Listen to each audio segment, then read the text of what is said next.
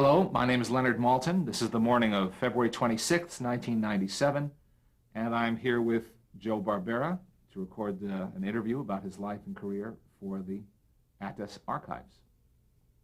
And we will start right now. Well, you purport to be Joe Barbera, are you? Yes, indeed. Good. In person. Well, they would like me to start by getting just your vital statistics. Were you born with the name Joseph Barbera? I think on the birth certificate, which I found, which is very ancient, it said Giuseppe. Really?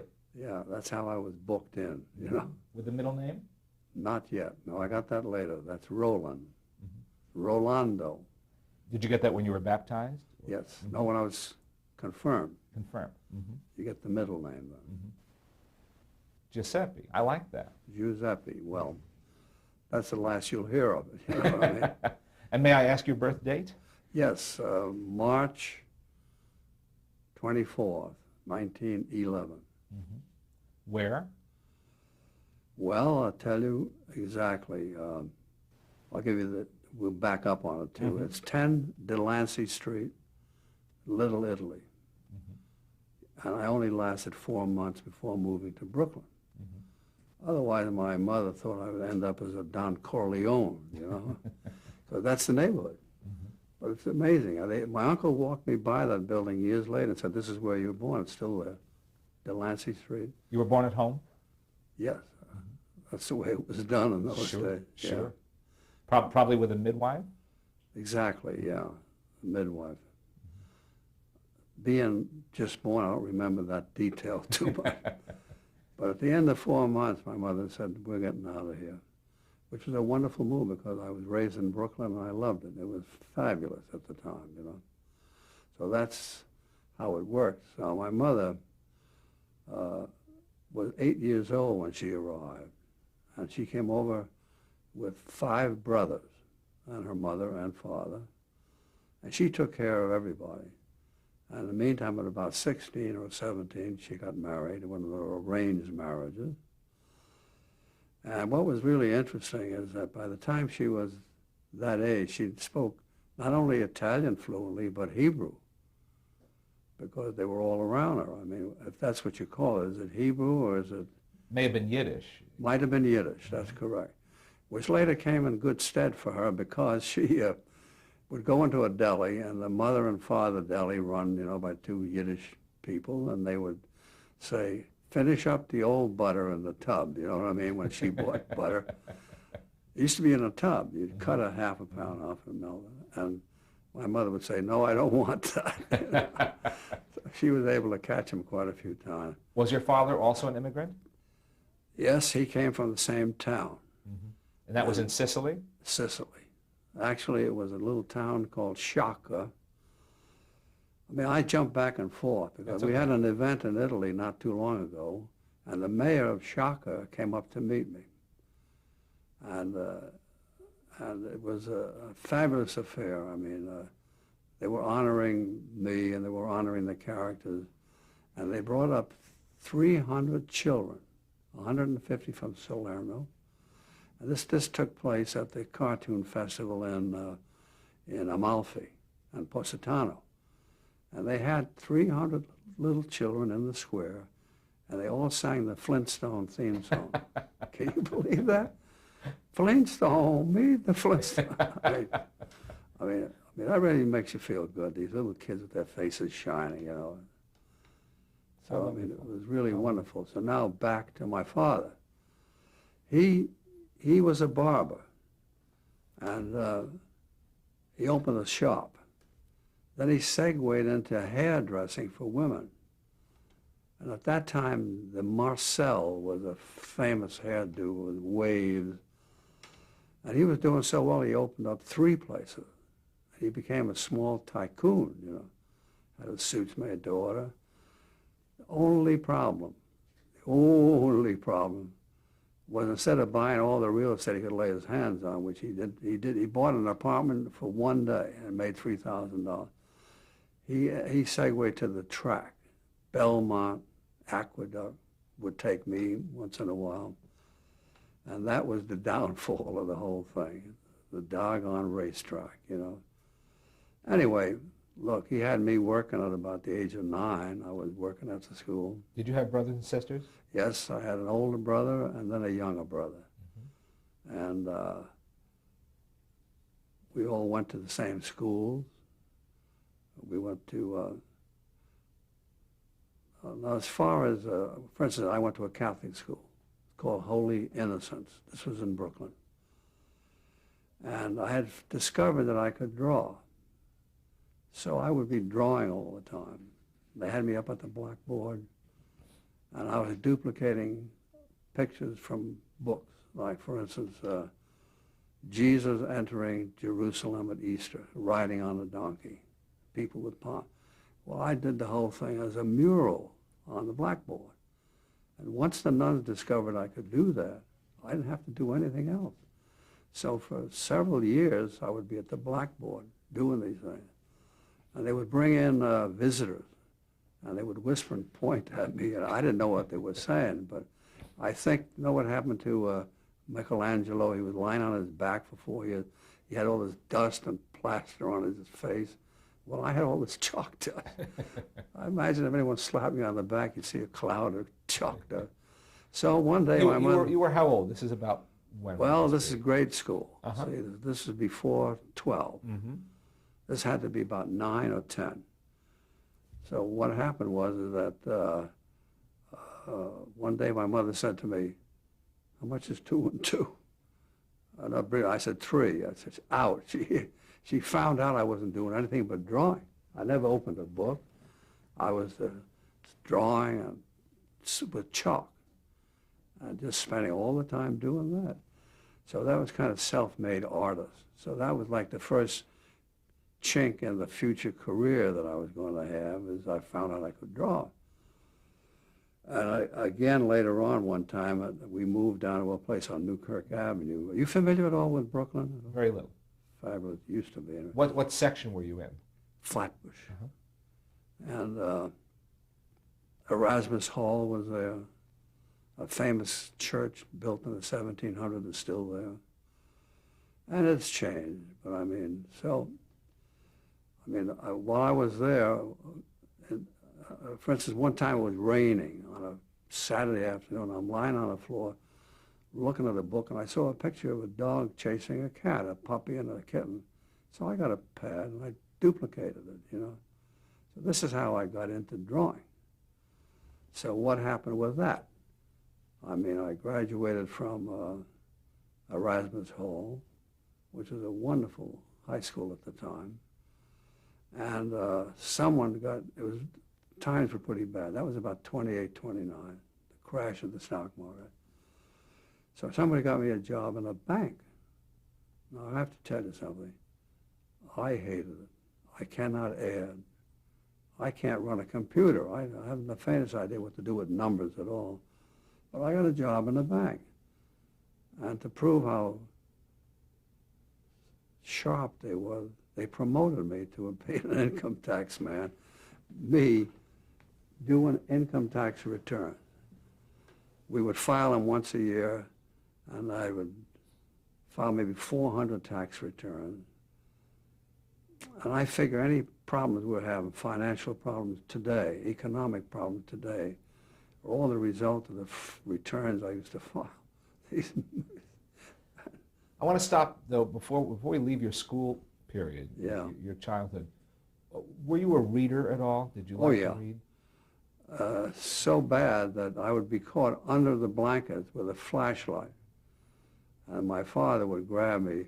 In fact, in a rage, a couple of times, he tore the books in half, for which I never forgave him. But after all, he was Sicilian. What are you going to do? You flaunt them, What did you like to read?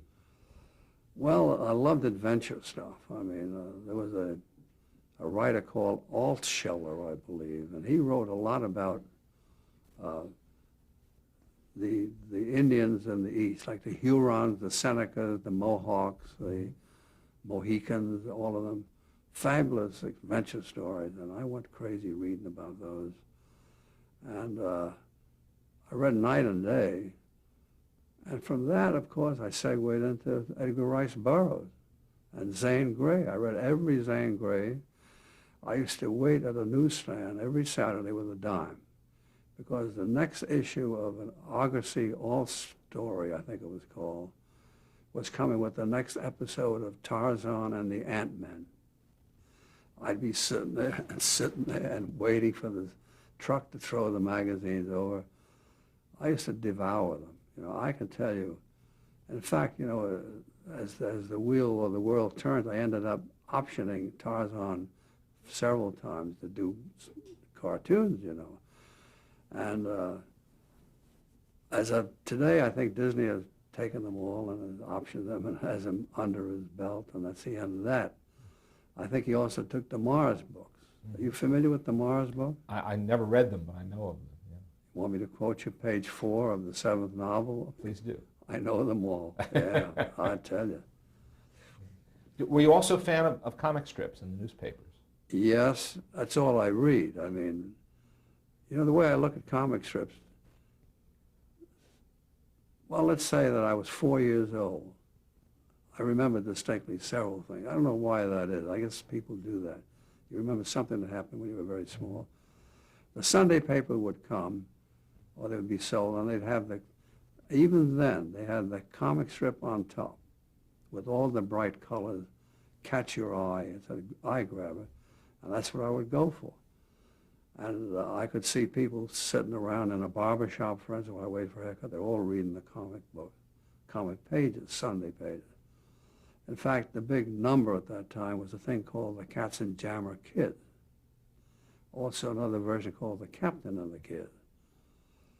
And that was Germanic, you know, all the dialogue, until we got in war with Germany, I presume. Then they faded away. Yes, I did that. Did you have any favorites besides the Katzenjammers? Well, at that time, that wasn't particularly a favorite, and so that was there. The big favorite came later on when we got the Terry and the Pirates. Mm-hmm. Well, that was later on in the saga. Yeah. And were you a movie fan? Boy, I tell you, movie fan. I'll give you the same story on serials, you know. I can remember it right now. Vanishing Trails with Dustin Farnham, okay? 10 cents again, waiting in line Saturday afternoon to get in to watch the next episode. And always remembered being bitterly disappointed, because when they left the heroine hanging with alligators snapping at her ankles, you know what I mean, and snakes writhing around and everything, and there was no way to get out of it. Wow, got to get back and see this next week. Next week they just pull her out, and they continue with the story. I mean, no difficulty at all. But they grab me, 15 episodes. 15, that's $1.50. I got to tell you. Talk about movies, name them. I mean, in Brooklyn we had the Rialto, the Loews, we had the Albemarle Theater, and once in a while I would go up to New York. Like, for instance, I was a big fan of Barrymore. So he did his first sound picture, I guess it was, Don Juan. In fact, I saw a poster yesterday in the Musso Frank's restaurant of John Barrymore and Don Juan, and they had the poster there of it. And I'd get in the subway and I'd go up there and stand in line and go in and oh my gosh, this fabulous world there, you know what I mean? Movies, I'm sorry. Now again, it sounds like your principal interest were the adventures, the westerns, things like that. Were you a fan of comedies too, or was that not as much of it? Oh yeah, you talk about comedies. Then, and I have today, every Charlie Chaplin episode or short or two-reeler or feature he ever made. In fact, I have them right here in the house downstairs. Everything that he ever did. And beside that, I can tell you everything Harold Lloyd did, everything Larry Seaman did. Laurel and Hardy, lifting the piano up 42 steps, you know. The Marx Brothers, Coconuts, the whole thing. Oh, yeah, I mean, I love that stuff. As much as I love drama, I love that too, you know. But my big, big, exciting event took place at about 12 years old. I think that's what's lucky about living back east in New York and around Brooklyn. What you have available in entertainment is of that time. Because I was invited as a kid. This girl said my father and mother take me out for my birthday, and do you want to come along? So they took me to New York City. We went on the subway. We got off at 42nd Street, went into a theater, and before that we had lunch. And I had never been out to a place for lunch where you had to know what fork or spoon or whatever maitre d' business. And I'm sitting there stupid like, you know, and we get through with lunch, and I'm wide-eyed. I'd never been to Broadway before. And we go into a theater, and I'll tell you what they had. The Connecticut Yankee and King Arthur's Court. Full-fledged, big musical with costumes and everything. Good Lord, I mean, this is another world up here. And I was hooked from then on. I mean, name them, hook or crook, I'd go up to New York. I would see the musical. Right up to the latest things. I saw Henry Fonda open in Mr. Roberts. I saw Alfred Drake open in Kismet. I saw the opening of Oklahoma. I mean, think of it.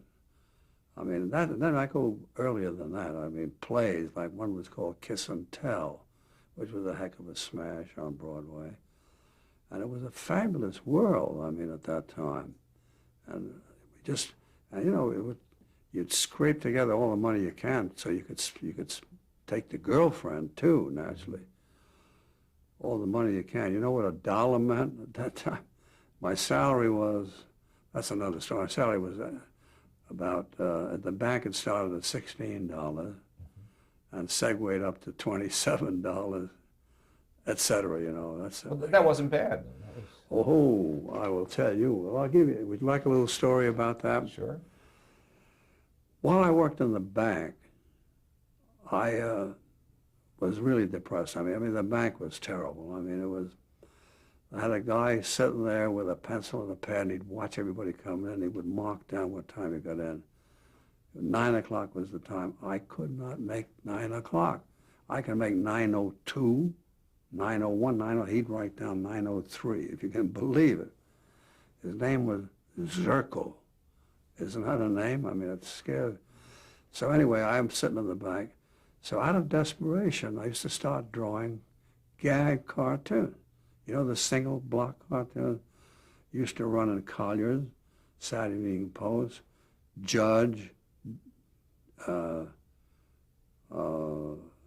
Red Book, quite a few of them. They would buy them. So now I'm sitting home now at night till 2 and 3 o'clock in the morning drawing cartoons. Then I would do 5 of them a week. I put them under my arm, and on a Thursday, which was when you submitted stuff, I'm looking at the clock. I'm at 1 Wall Street, Irving Trust Company, 1 Wall Street. I'm looking at the clock, and as it hits 12, I'm on my way. I got 5 cartoons under my arm. Down the stairs, down the stairs, down the stairs, down the other stairs on the subway platform. Here comes an express. Get on at Wall Street. Whoosh, 14th Street, 34th Street, Park Avenue. Up the stairs, across Grand Central. You can hear your heels on the marble. Out to Park Avenue, 250 Park Avenue, up to the 4th floor. Pick up the rejects from the week before, leave 4 more. Reject, reject, reject. Then one day, an envelope arrives at my house, an envelope about this big, with a check in it. I mean, holy moly, I mean, and a double check. I'd never seen anything like that before, for $25. I remember falling on the floor in the kitchen, looking up at the ceiling. That was like magic time. You know what you can do with $25? Anyhow. And which magazine was it that made Collier's. And they then bought another one. They then bought another one. They then bought another one. And about that time, the bank caught up with me, you know, that I was extra. I was expendable, which I should have been expended 6 years earlier. But anyway, once they expended me, I walked out on Broadway and did one walk right at the corner, and this weight lifted off of my back, you know. So I planned to go to Greenwich Village and meet with a couple of artists I knew down there. We intended to starve, which was the name of the game.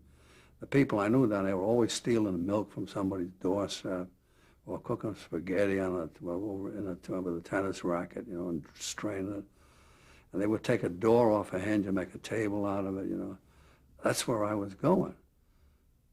It only lasted 2 days. I never got there. I'm walking down 7th Broadway near 7th Avenue, and I run into a fraternity brother. He said, "What are you doing?" I said, "Nothing. I have my 4 magazines under my arm."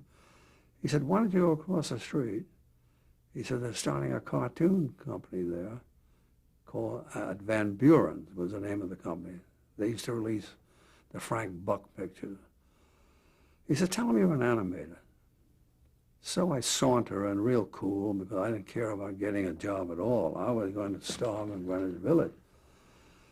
And he said, yeah, a guy named Maxwell. So he took the magazines and disappeared. Now they told me that there was a new man there starting the studio from Disney. This man's name was Bert Gillette.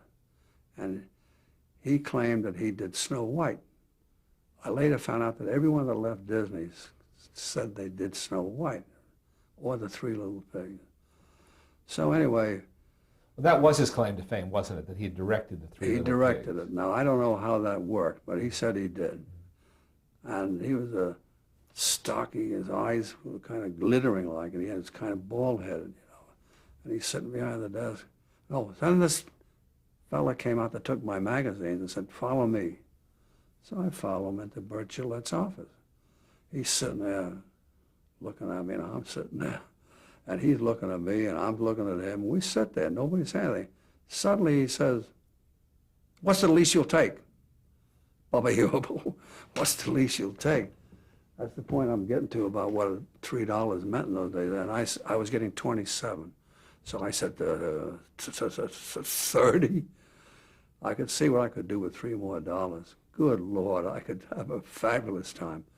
Dinner, show, movie. So he looks at me. He says, "We'll call you. We'll let you know." So the next day, it was a holiday or something, they called my house, and they hired me for $25. Now, they never bothered to go any further than look at the magazine. I told them I was an animator, right? I didn't even know what an animator was. So anyhow, I arrived there, and they laid off about 100 people. So they always said I replaced 100 people. Nevertheless, they sat me down at the desk, and they gave me a scene which needed in-betweens, which is the drawings in between the animator's drawing. And there was a fellow sitting next to me, Carlo Vinci. He kept looking at me. His name actually was Vinciguerra, but he cut it down. Vinciguerra means win wars, He's looking at me finally, he says, "You don't know anything about it, do you?" I said, "What?" He said, "Animation. You don't know anything about it?" I said, "No." So he said, "Look, this is what you do." He began to show me what to do. So now I'm spent the next 6 months every night with an animation board at my house or wherever I was. Even if I went away for the weekend, I had it under my arm. And I'm practicing, creating animation, animating, drawing characters. And within 6 months, to be honest, I made it as an animator, right? In the meantime, This would be about, what, 1934, 35? Let's see, let me see, yes, about 35. So what happened is that I was doing such good work with the artwork, the way I was drawing. So I'm sitting at the desk, I hear a whisper, a guy goes, "Psst, psst, psst, psst." I look around, what the heck is that? It was an animator called Reuben Timmons, and he had this scene, and he was flipping it. He says, "Is this your work?" I said, "Yes." He says, "It's very good. I want you to work for me." So I ended up becoming his assistant. He got a big raise. I didn't get anything, but I got $25 a week. So the career, I want to come back a little bit on my career in animation. Because while I was at the bank, at nighttime, sometimes I would go to school. On 57th Street was the Art Students League. I went there sometimes one night a week, sometimes 2 nights a week. And I had to pay 50 cents to take a class. I also then went over to Pratt Institute. And what would you study? Life drawing? Life drawing. Well, I can remember walking into a room, you know, with a sketch pad and seeing a nude woman. Good God, what is it? I'll never forget this poor tired lady was posing there for maybe $3, you know. But she was a model. I began sketching. Then sometimes I went to Pratt Institute in Brooklyn, which is, to this day is still famous. And I took lessons there in a course. And there was an instructor there that told me that he had a friend at Fleischer. They were doing Popeye the Sailor. And he would get me an introduction to him. So I went up there one time and I brought the man a little gift and I talked to him about what I wanted to do. And they called me and they said, do you want to come up and try it? So I took a 2-week vacation at the bank and went up to Fleischer's right on Broadway. They had a big building there. And I tell you, the working conditions were like Oliver Twist, you know. Everybody's in this room and they're painting. They made me a painter. The first day I was a painter, which meant that I was black and white. I put paint on the back of the cell. The second day they promoted me to inker. Now you wear a glove so you don't stick on the art, and you're doing thick and thin inking, which was an art, you know. The third day, 2 things. Dave Fleischer and Max Fleischer got me in the office. They saw my magazines, by the way. They said, we will pay you $1 a gag for any gags we use. So I'm going, wow. Little realized I could do 50 of them. They would buy none, you know. I mean, it was $1, right? $1. So from that, at lunchtime, I walked around. There was a man sitting there inking. That's what I was doing. I said, how long have you been doing this? He says, 3 years. I said, oh, wow. Now, the next day, a friend of mine said he was getting married on Friday. This was Thursday. And he was on the Monaco, the Queen of Bermuda. And it was a vacation ship. You go down to Bermuda. And he invited me to be on the boat to have the party before they left. So my career then had to make a decision. Do I stay there as an inker? Or do I go there and have a heck of a time and have a party? So I quit. Now, I mean, I quit the business on my first go at it. I quit it. And then later on, I accidentally got into the Van Buren job. That's a little anecdote about quitting the business. But I mean, $1. So the next day, Saturday, this is 1 week. Saturday, I went to the racetrack with the girlfriend, right? And we're walking around, and we're following some people walking, and the next thing I know, we're in the Turf Club, which was exclusive, and we're sitting there. And along comes Dave Fleischer, the guy that that I had to tell I was quitting.